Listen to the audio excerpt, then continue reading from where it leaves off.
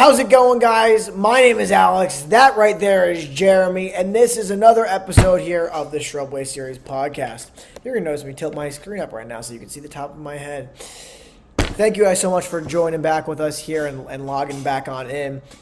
If you're new here, consider subscribing. If you're returning and you're not subscribed, what are you doing? Subscribe. Click the button. It's down below. It doesn't cost you anything.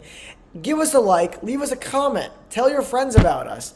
We're quite zany characters, if I might say so myself. Behind me, you might notice there's a TV screen on here. It's the Penn State Notre Dame game. Jeremy and I are going to give you a couple quick thoughts about that game, where it's been so far, and then what we think might happen tomorrow, and key factors to that game. Jeremy, how you doing on this nice and balmy Thursday?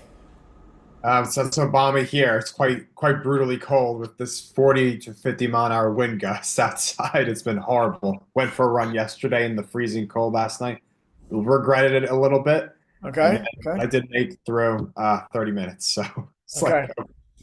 like, but to the real stuff here. First half, second half is just about to kick off for Notre Dame and Penn State in this first of two semifinals. Okay. So far, I'm really liking what I'm seeing from the Nittany Lions in their running game with Nick Singleton and Katron Allen.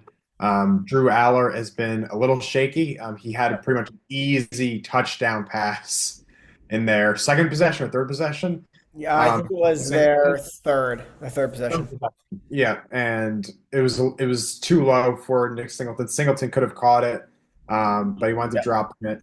And then there yeah, was another wheel route where he just overshot him. So, yeah, he might not really need to use his arm in the second half because that Penn State offensive line is overpowering yeah, that Notre Dame defensive yeah, line. So yeah. I'm pretty confident in Penn State to win this game. I like the way they've come out. Yeah, man, they've come out just like firing. It seems like firing on all cylinders, right? Um, I've been in and out watching the game a little bit here and there. It just seems like Penn State is dominating in the trenches, something that Notre Dame hasn't had to deal with so far in the playoff. Weird to say that about a Georgia team that they were not dominating in the trenches, but that's how the games went, right? Right. Um, you're right. Drew Aller hasn't looked great. For those of us Giants fans who are possibly hoping he came out as and maybe becomes another first round QB prospect, I don't know. Who knows, right? I think this is just a great example of don't get too high on someone, don't get too low on them based on a singular performance, right? I think we can all agree on that, right? So if people are going to base their judgment on Shador Sanders on his one bowl game, maybe hold back on that. If we're going to base judgment on Drew Aller to this first quarter, we got to look at his whole body of work, right? But yeah, hasn't looked great, but they're up right now, 10-3 at half. I believe they're just starting up again right now as my TV screen is showing us people. Um, we're halfway to Penn State making it to the national title game. We're halfway to, I think, both of our predictions that it was going to be an all Big Ten title game. Yeah, So, I guess go Lions so that we could say we were right about that. And we're on the right side of history, folks. exactly. Exactly, Jeremy, exactly. But if you're here now with us, you're probably like, man, we already know what happened with the Penn State game. Get to the meat and potatoes. The Ohio State University taking on the Longhorns, horns down, as I've been telling all of all my friends down here in South Texas. Horns down, Jeremy. Now, once again, I want to reiterate to people, I hate Ohio State fans. So all of you Ohio State fans who are going, yeah, horns down, I don't like you. But I'll like you if you start commenting. So please drop a hate comment below. Anyway, Jeremy, I want to go through what you think the biggest reason for the Buckeyes winning or the Longhorns winning will be. Maybe top two or three. I'll let you go first if you want to take that wherever you may go with it. Go ahead. Yeah, absolutely, Alex. I'll start with Texas. I think the way that Texas is going to win this game against Ohio State, they got to come out fast. They got to come out with the running game, which is going to set up their pass, and they got to get out to a strong start. I think in the first quarter, just because of the way I've been seeing Ohio State playing early on and just sort of putting the pedal to the metal early. against their opponents in the Yep. last couple of games, that Texas has got to just be able to get that running game going, get ahead, and try to stay out in front for as long as possible. Yeah. And for Ohio State, I would say that they just got to continue doing what they're doing. I don't think change anything schematically from what they've been doing. Get the ball into your best player's hands, which is Jeremiah Smith, the freshman, the 19-year-old. Get him the ball down the field. Will Howard, be looking for him. And you already know Will Howard is going to be dialed in on number four, right? You already know that if Sarkeesian is got two brain cells to rub together, it's man, you got to bracket number four. Don't play man on man against him. If you play single coverage on him, he's going to torch you all night. Absolutely. Are they playing in Arlington? I think, right? They're playing Arlington. That's Yeah. correct. It's Yeah. going to very quickly go from being a UT home game to all of their fans are leaving by the third quarter if you put a single coverage on him. No, for sure, Alex. And also to add to that point, what I've been hearing is that people think that they compare him to Calvin Johnson type. I know Calvin Johnson's a little bit bigger than him, taller, but Right. Jeremiah Smith is 19, so he's got time to bulk up. So maybe he's That's right. on his way to a Calvin Johnson type wide receiver. Yeah, and look, I think if you're a UT fan, if you're Sarkeesian, right, you're gonna sit there in those team meetings and you're gonna say, we do not want to get into a track race with Ohio State, right? If Ohio State goes up by two scores, if I'm UT, I am very, very scared, right? Similarly, if I'm Ohio State and Texas goes up by a couple scores, I'm I'm not going to feel comfortable, but I'm also not going to be super scared. We saw what happened last week, right? We saw what Arizona State almost did. They pulled the comeback off and they went ahead, right? If not for a fourth down touchdown in that first overtime, right? Texas is gone and Arizona State's playing this week and Cam Exactly. Scattergood's playing, right? Right. So I think the biggest thing for Texas is don't let Ohio State get away from you. You can't let them get up by two scores. You let them get by two scores, you're in a real dangerous place at that point in time. And if you're Ohio State, like Jeremy says, just do the same thing you've been doing, right? And guess what? If they put double, triple coverage on Jeremiah Smith, throw it to Emeka Ibuka on the other side, right? I saw a meme today. Everybody loves a good meme. It was a Calvin Johnson meme where it was like Calvin Johnson. They kind of superimposed three players like against him, and it was the Longhorns' defensive plans against Jeremiah Smith, right?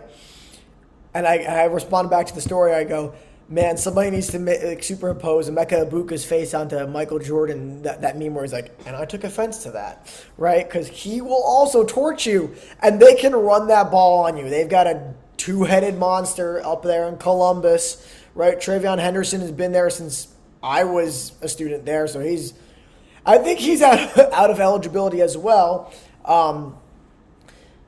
As long as they stay on schedule. I mean, if you let that pass game get going or you let the run game get going, especially with Ohio State, and now you open up that play action game, oh boy, Right. it's gonna be curtains for Sarkeesian and Quinn Ewers and the Longhorns. Absolutely, Alex. And they have to stop the run. They have to be able to stop the run, get Ohio State into third and 10 plus yards Yep.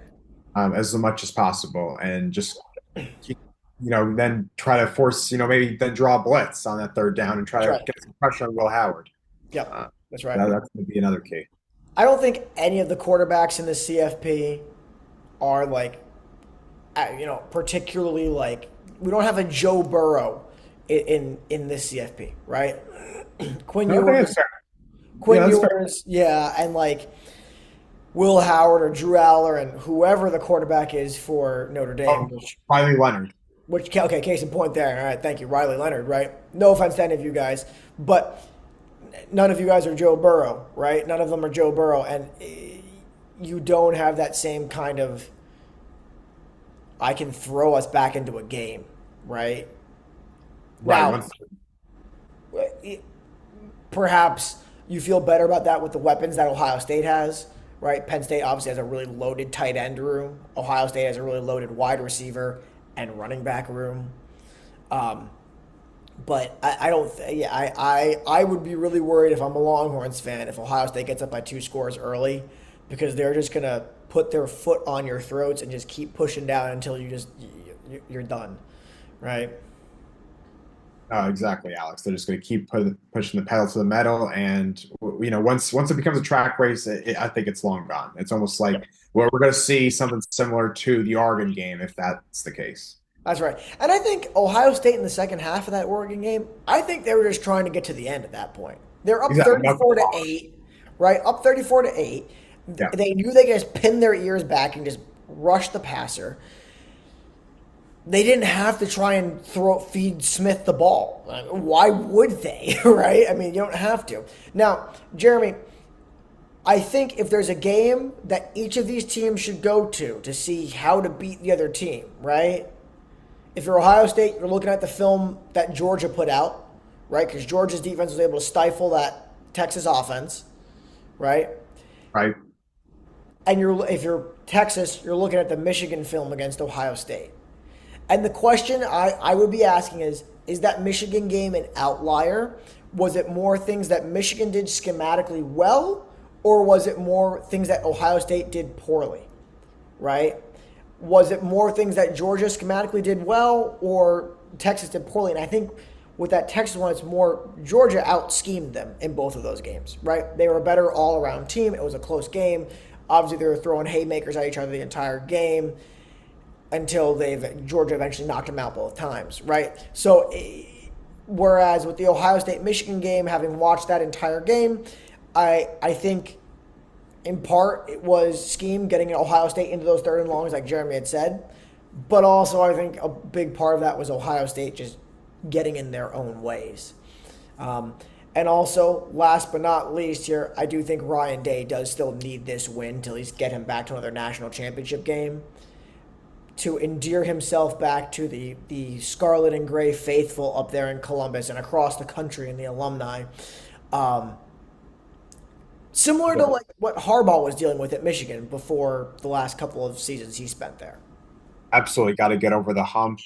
And yeah, I mean, Ryan Day, I think if he does happen to lose this game against Texas, maybe then the AD is like, well, wait a minute. This was a team who was stomping over everybody, and then you got to the semifinal, and then you lost to Texas, and you lost to Michigan. That's not a great Again, right again, 4 years in a row. That's not a good. That's not a good look for Ryan Day, and I think so. I think he's still right now for tomorrow night's game is still coaching for his job, yep, and as is maybe even you know in this game tonight with James Franklin, who struggled in the big game to get to the national title. yep. Uh, James Franklin is kind of on the hot seat as well. Yep, I think James Franklin. I think if Ryan Day gets to the national title game and loses, he'll survive. I don't think it's a question there. I think James Franklin, he has to get to the national title game. I don't think he has to win to stay in at Penn Right. State, but I do think there will still be calls for him saying he can't get over the big that past that big game, especially if it's against Ohio State, who he's only won one game against. And if memory serves correctly, Jeremy, that one game they won on a blocked field goal. They ran back for a Field goal. touchdown. Going back for a touchdown. Yeah, I remember. I think I was in 2017, I believe. That sounds about right. Yeah. So who That was knows? Trace McSorley days. Yes. Yeah. Yeah. So who would have been quarterback in Ohio State at that point? I mean, that was before Dwayne Haskins, right?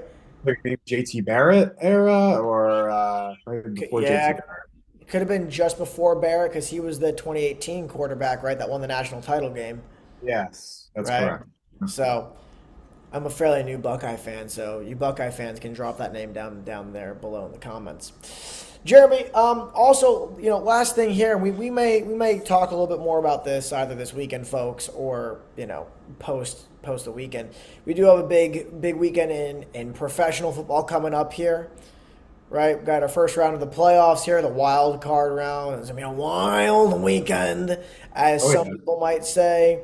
Jeremy, what matchup are you most looking forward to for a wild card round. for wild card round?